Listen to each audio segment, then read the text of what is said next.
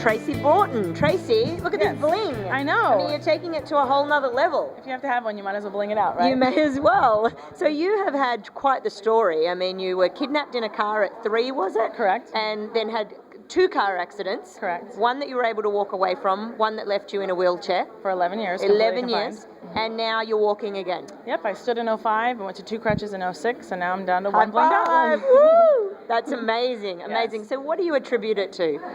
Faith for sure, and Yeah. a lot of hard work. I think your positive attitude, definitely, because everyone has change. That's the only thing constant in life. And I think we all have a disability. Mine's just visible. Yes. So it's all your perspective on how you look at it and how you decide to react. I mean, to respond, not react. Did you ever believe, when you were in that wheelchair for 11 years, was there at any point you believed you were going to be in it forever? No. Okay, so even from day one, Day 2, year 3, year 7, year 11, you were still believing that this was not permanent. Never had a doubt in my life. That is amazing, because most people by that point would be sort of like, well, maybe I'm wrong. Yeah, even the doctors, after a year and a half, they're like, getting reality. And everyone's talking, negative and making you think that you're crazy. Yes, so that was you said. had to keep that faith and belief that you were going to be able to do this. I would look at the card and it said practicing medicine. And I'm like, I have something higher than that. So I never really believed it. And I just knew it at was... the doctor's card. Yes. Practicing. So you'd be like, all they're doing is practicing medicine.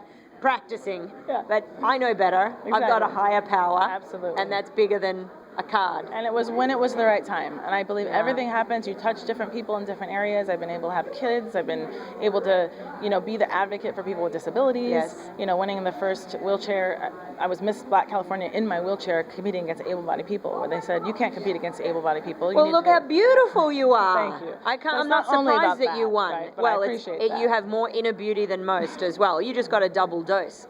Yeah, I appreciate maybe that. because you have so much inner that you got to have extra on the outer. Yeah, I guess I have to. So what do you think, if people are out there, I mean, I do a lot of interviews with people who've been through abuse, kidnapping, domestic violence, eating disorders, and how do we move forward from that kind of tragedy? When you're in that state of trauma and grief. Absolutely. I was actually assaulted in my chair. So all those things, that's why I love speaking, because I'm... Sorry, so yes. that you were assaulted, raped, abused in your wheelchair. I was. So you've been through all of these accidents, all of this trauma, and that has to happen on top of it. Absolutely. Did but I that still feel floor blessed. you at the time? Those are the hardest. The 3. My mom passing because I had no control over it. Yeah. Being raped in my chair and being assaulted in my chair because I didn't have any control. Like Yes. everything else I thought I had control over. Yeah. So what I finally realized is, although to everybody else it didn't look like I was giving an excuse or blaming, because that was my MO, no excuses. Yeah. But internally it did. It kind of ate at me a little bit. But when those things happened, I realized I had to take responsibility. I couldn't start blaming anybody else, even internally. Like I didn't tell anybody else I was blaming them, but internally.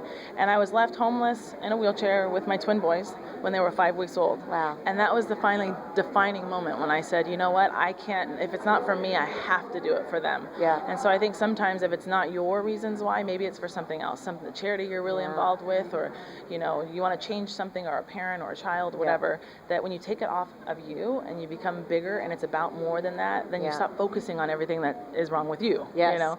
And so at that moment I said, you know what, that's it. And that's when, first Black Ms.America, disabled, started my business, Couture Crutches, and made something positive out of it. Couture Crutches, I love it. Check it out. Yeah, so it's interchangeable so that you can be blinged out. Oh, you can change your bling? Exactly. So what's your favorite color bling? Oh, this, of This course. is it, Yes, the I like diamantes. Exactly. But you have like red bling and red and black and sports and leather and feathers. leather.